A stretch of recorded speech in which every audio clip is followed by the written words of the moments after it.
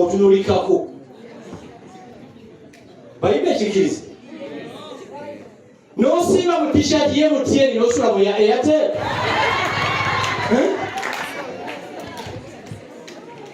muli balokole kirungi nnyo naye awaka mubeere ebyengera byaki bya muntu muganda ye Pastor Kayiwa onenda kula muwulira sebo webale nnyo okuwulira njiri webale nnyo kyemanyi ne diguri ye yagijjawo siko kiri eyo bagivubira emyezi emeka Jesus mugamba omuntu tiyasoma ate bw'asomye nti diguri tekola ki naye ensi gye tubeeramu Ugandans don't celebrate achievements kino kankibagambe waliwo kati omuntu ali wano ng'abula kufa nenjala Yesu atuyambe atukule erinnya lye limu mu maaso tukutegeere bantu balina olukyali balina engeri balina fitina final Suzan Bujjingo nkwebaza omulundi ogwokubiri okwagala pulezidenti waffe addako General Mumaka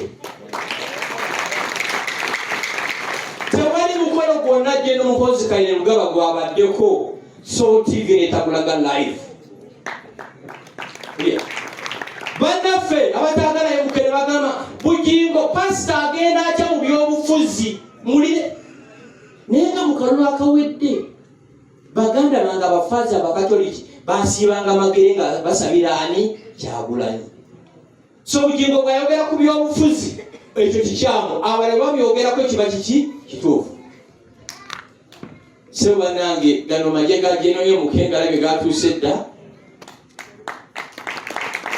ali wano besiriko gonayisinze nga we muli mujja kunsonyiwa full figure badde nsaba oyimirire bakulabeko abantu bakulya buulizi ono full figure naye mukwano gwange ennyo waliwo olumu lwe banvuma okuva ku makya ne buziba n'agamba tutandikire walaga nti abo bakole ki thank you so much nze teri kigambo kyoyinza kuvuma gye batanvumanga banvuma okuva ku makya ne bukola ki ne buziba naye Katonda ffe atukuuma ajja tukolera ebyamagero biki bingi Suzan ograduates nkwegayiridde ekintu kyotaleetanga mu maka gano ze diguri zo abakyala mwina weakness eyo omaze okusoma ozeyo okuze masters okuze doctorate njagala oyawule okulaninga amaka n'okulaninga sort ki TV bw'obeera ku mulimu oli ku mulimu okola ki bw'obeera wakano bamukyalo zekola ki abakyala ekyo bakira kyobala abakyala bali mu corporate world abasinga obufumbo obukoze eki ozungulungi wano debate baddewo ennaku zino Bujjingo sisuubira nti ofuma thank you oli musajja mumukubira engalo omusajja talina kufumba mmere afumbira mu wallet thank you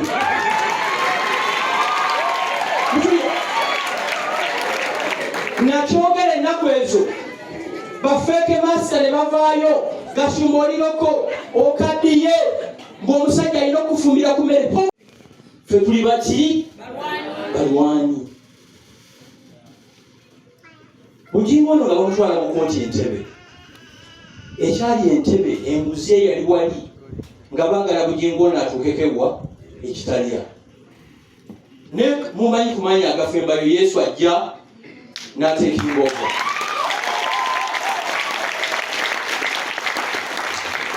naye ono Suzan ye nga muli wali bbali ng'agamba oba batwala mu India byosho bye tusibirayo batukole ki batutwale so thank you so much si kyangu abantu abeerawo bannaabwe namwe ekkanisa ya Pastor Bujjingo mwebale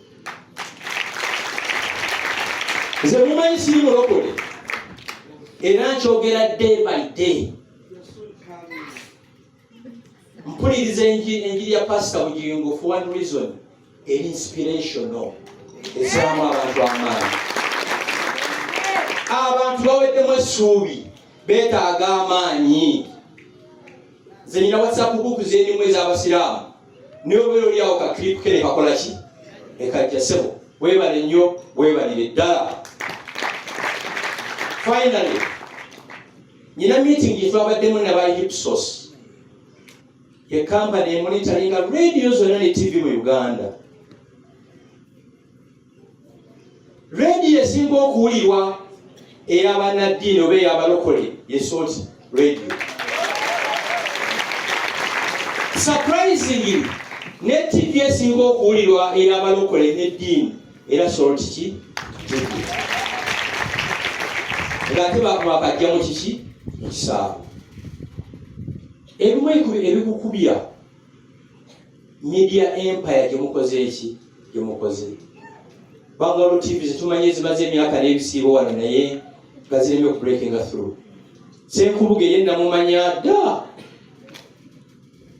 Ono ali mu myaka gy'abayoweri agenda mu 9 kakati. Twalabanga emizannyo ku Pride Theatre nga bwe tugenda okulaba. Naawe weebale nnyo. Suzan, kyenkwebazaako Pastor Bujjingo sooka oyimirire. Amakooti mugalaba? Weebale kufa ku muganda wange. Bonna, waliwo omuntu ayambala zino ekkooti ogw'ettaka gumpuuba muzimanye ezo. Ebeekoma eno nga niriko no gikoze eki? Sebo weebale maama, weebale mufaako. Olaba Bujjingo n'ogamba yes kati ali mu kifaananyi kyaki? Kya Yesu kyennyini. Weebale nnyo nnyo nnyo weebalire ddala. Naawe Pastor Bujjingo weebale mufaako. Oba graduation ebadde bwetyo oba embaga eneeba etya? Tulinda mbaga bannange. Embaga yammwe yesibye yange. Njala mukinage.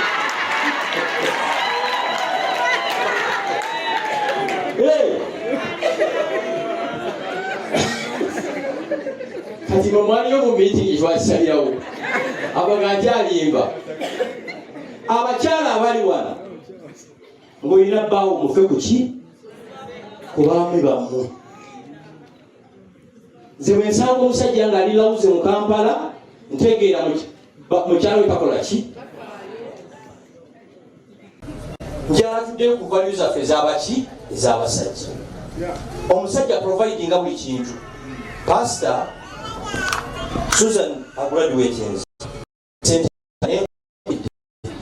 Abakyala kaba kakikyala.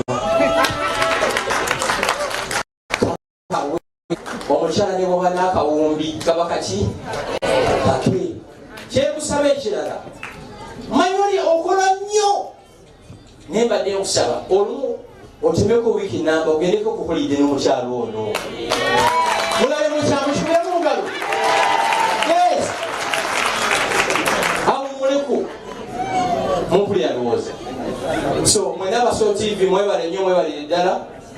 Ndowooza nga nze nga bwe maze okuwugera n'emmere maze okulya nkyayina kye njagala kayita. Mu kyalo olumala okulya ngo gambeka bakola ki? Musire bulungi.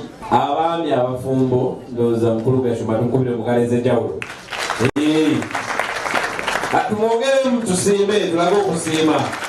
Ensonga gigusiza bulungi. Abakadde b'ekkanisa House of Prayer Ministries International ndabeyo mukyala that is mukwaba tumukoleko mu ngalo n'omwami webali n'omukyala biseza senfuma bali tubakubireko mu ngalo webale kujja era amasenkatiga bali mutumbireko mu ngalo abantu bakubireko mu ngalo webale n'okuba bakoze mukama abatuweera omukisa.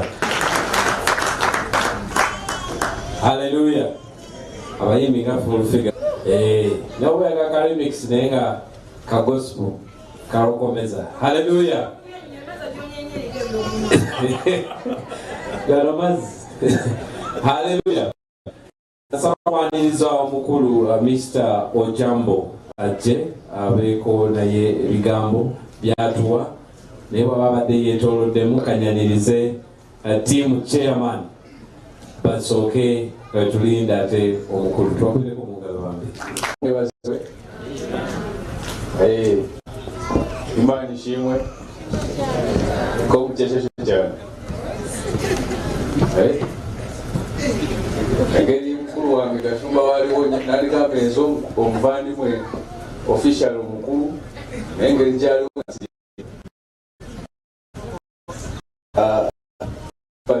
mwena okujja era nsaba muzikirize nyanjule bakama bange bampita Felix Kayihura yenze mwogezi omukulu mu ttiimu eno era ttiimu eno yetusanyusa kubanga tulina ne bamemba bagenda bekwese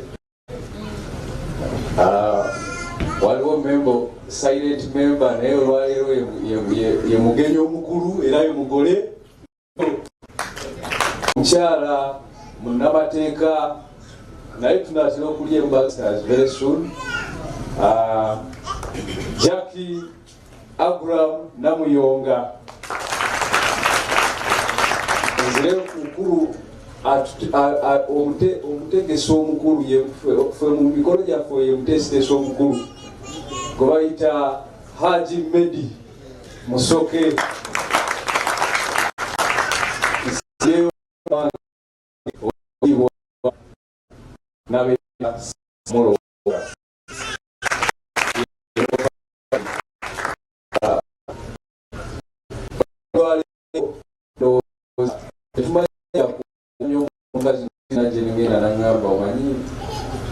fena tuyinza n'obutagenda naye bweri wammwe kasimanyi byoyogera nagamba kati kusaawa ndowooza nga 3 ddamu onkubira essimu nkuwulirewo obonsanga nina okugenda naawe nagamba kati saamu nabatayanda genda waffe